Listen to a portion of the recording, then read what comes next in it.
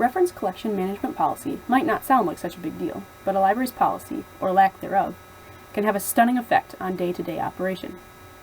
While observing the Children's Reference Desk at Public Library X, hereafter referred to as XPL, I noticed the small children's print reference collection, but soon learned that not very long ago it had been even smaller. At XPL, each children's librarian is responsible for collection development for a particular category of books. One librarian is responsible for youth fiction, for example, and another for nonfiction in the 200s and 300s. One librarian is charged with reference collection development. The librarian currently in charge of reference purchases told me that the librarian in charge before her so preferred electronic sources over print sources that she didn't buy any print reference books at all. Not only that, but she aggressively discarded existing print books in the collection, forcing the other children's librarians to hide some of their favorite and most used sources so they wouldn't be lost. Now that this librarian no longer works at XPL, these hidden books have reemerged and are back on the reference shelf behind the desk, and the print collection is slowly growing again. Because XPL does now have a good selection of databases suitable for children, as you can see here, and because use of reference material, both print and electronic, has declined, the librarian currently in charge of purchasing focuses on topics people often ask about, such as national parks and superheroes, rather than traditional reference. For example, she recently purchased a one-volume encyclopedia of the WWE, which is already immensely popular. The collection does also include typical sources such as dictionaries and Worldbook. The image of librarians hiding reference books from a colleague who wants to get rid of them is a vivid one, and highlights the issues of collection development, weeding, and use of electronic reference in the public library. Francis reminds us that the way reference sources are selected, managed, and weeded has a big impact on how well the collection is used, so it is crucial for a library to have strong policy guiding this process. Any such policy should include guidelines for acquisition or buying books, for deselecting or weeding books, and for choosing wisely between print and electronic versions of the same resource. The first process that must be covered by policy is acquisition. When purchasing reference materials, it is important to first consider the purpose of the reference collection. Detmering and Sproul's suggest aiming for a focused, current, and efficient collection that allows for effective use and provides accurate answers. It is also important to consider what reference sources are most likely to meet patrons' needs, as the librarian now in charge of reference purchases at XPL is doing. With this framework in place, each potential title must be individually assessed based on Smith's main characteristics, including its authority, usability, organization and formatting, cost and value, and whether it adds something new to the collection.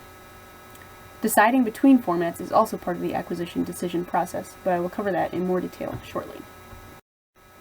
The second process to be included in collection management policy is weeding. Like acquisition, weeding should be done on a title-by-title basis and take the collection's purpose and patron needs into consideration. But there are additional things to consider before removing a book from the reference section. Detmering and Sproul's caution against keeping unused sources solely for their perceived prestige. Instead, the currency and actual amount of use by patrons should be the guiding factors. Keeping accurate statistics of non-circulating items is difficult, but it is important for appropriate weeding. Deselected sources can then be sent to the circulating collection or discarded completely. The final process that must be addressed in collection management policy is the decision between print and electronic formats. Electronic reference comes with advantages and disadvantages that must be weighed on a case-by-case basis. Such sources are often more expensive than print, have limited title availability, and come with copyright concerns, but are easier to search, likely to be kept more current, and can be accessed remotely.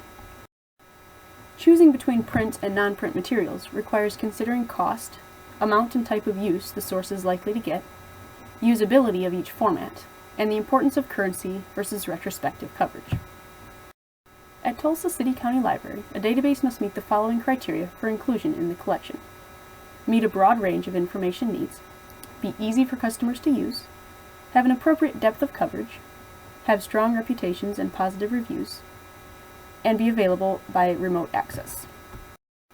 Once purchased, databases must be regularly evaluated to determine if they are a good investment or if they should be discontinued. Usage statistics are an easy way to do this. At Tulsa City County Library, such statistics are an essential part of the decision-making process. In order to justify higher costs for electronic sources, the librarians must be able to prove that many patrons are using them. Tulsa librarians have used their policy guidelines to make strong decisions when purchasing reference materials, as evidenced by the fact that use of their databases has grown faster than the yearly cost increases, resulting in a lower cost per use that indicates that the cost of these resources is money well spent. Having strong collection development policy in place is important. XPL is still recovering from the unwise decisions made several years ago.